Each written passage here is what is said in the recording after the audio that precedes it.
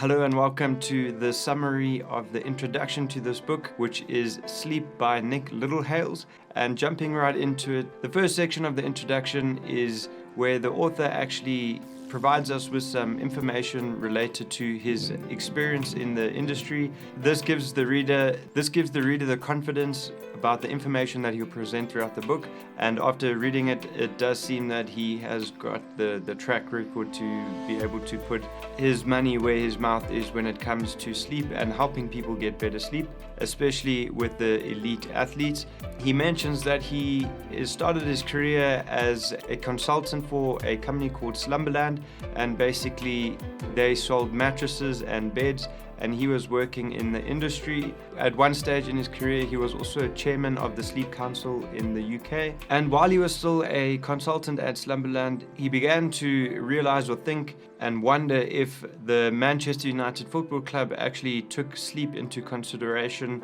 in terms of their approach to training and helping the athletes recover better. On a whim, he reached out to Sir Alex Ferguson and sent him an email asking him this very question, just if Manchester United actually have any scientific approach to their sleep. Lo and behold, Sir Alex Ferguson actually replied to his email saying that in fact at that stage they weren't applying any scientific or concerted effort in terms of sleep for their athletes, and he invited Nick to come over to the club and have a look and I guess get a conversation going. And after Nick went to the club and spoke to the management team at Manchester United, they obviously were impressed by what he had to say, and they actually adopted some of the techniques that he will be teaching throughout this book. And it was interesting that he noted that the class of 92 at Manchester United adopted this in their season and their training. And as far as I know, this was a very successful team at Manchester United. And so that is a really good thing to have on your CV or on his track record. And at one stage, Alex Ferguson actually became so convinced about the effects that this had on the players' training that he fully endorsed this as a scientific approach into their sports science training at the club and in sport in general. So that was his in terms of getting into the elite sport world through Manchester United, and then things started opening up quite a bit more for him. He did a lot of work with British cycling, so both for the Olympic athletes as well as the riders of Team Sky who participated in events such as the Tour de France. He worked with athletes such as Victoria Pendleton during his time at British Cycling, and during that time he was working under the leader or the guy who was kind of in charge of running British Cycling, his name being Sir Brailsford. He's quite famous for his approach that he implemented during his reign at British Cycling, which a lot of people refer to as marginal gains, and that's the idea of taking a lot of small improvements over different areas and eventually they stack up. And it obviously did work for them because they had a very successful time during his management of British Cycling, and they produced some really, really good results both at the Olympics and in some of the Grand Tours, both in the female and male divisions of their cycling kind of setup. Just at this point, he does mention that his experience that he has with sleep, although it has helped a lot of athletes and a lot of people, he does make it very clear that he's not a scientist or a doctor. He just really does make that super clear, and he does mention that he has worked very closely with doctors as well as one of his mentors or kind of like someone who really kind of guided him through this when he does need to consult a medical doctor, a doctor by the name of Chris Idzahowski. I hope I pronounced that right. Right, and just continuing on with some of the other big name teams or athletes that he's worked with. So through a connection of the England football team, Nick Littlehales got into contact with Arsene Wenger, and he applied the same techniques and approach to their training at the football club, as well as working with Sam Allardyce, who was an early adopter of sports science during that time, and so he is very eager to implement those same approaches. So after reading that section, it's very clear that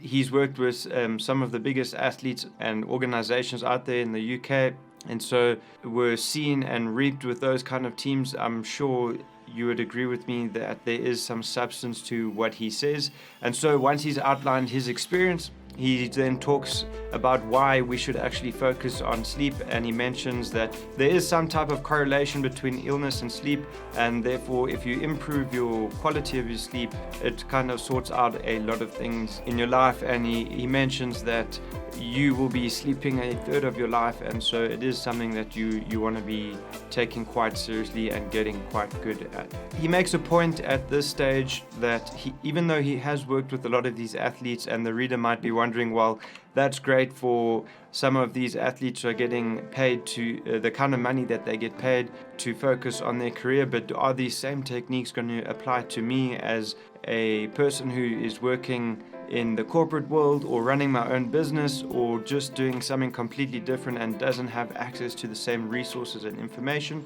He reassures the reader that this is not the case, and that these same techniques can be applied to everyone out there, as the principles will remain the same, because the common denominator is that we are human beings, and it's not got anything to do with money, fame, success, athlete, non-athlete, that kind of thing. He goes a little bit further and says what he's going to do in the forthcoming chapters in the book is outline the sleep key indicators, which is going to be something that you can focus on in order to understand how good or how to set up your sleep in a way that is improved or improving. His whole structure for this is called the R90 sleep recovery system, and which he says that he is going to be explaining this throughout the course of the book. He then moves on to say something which I believe is the crux of this whole book, and if I could summarize the whole book in one point, it's basically this. He says that we should be approaching sleep in a polyphasic way. We should stop thinking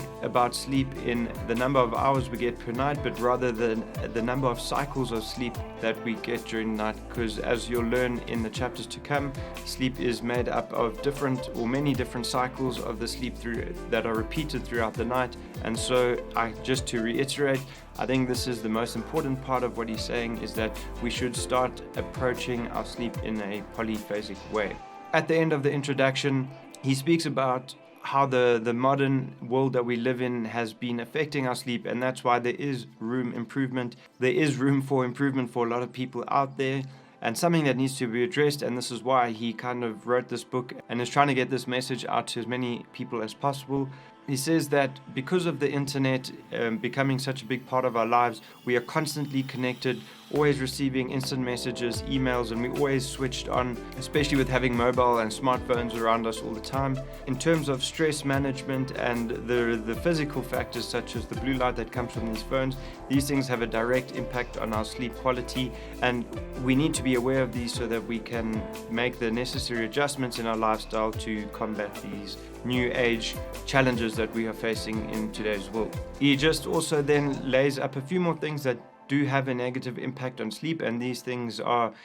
the myth that surrounds sleep, that we should be getting 8 hours a night. It's not quite that simple, as he will outline in the chapters to come. He speaks a little bit about caffeine and how kind of issues a warning about this, and says that it is something that needs to be managed really carefully and shouldn't be abused. And lastly, sleeping pills, which is something that way too many people rely on without addressing other issues that could help improve your sleep without having to resort to sleeping pills. So that's it for the introduction. Lays up everything for the rest of the book, but in the next video we will cover the summary of the first chapter, where we actually start getting into the real juicy information that he's going to outline in this book. So I'll see you on over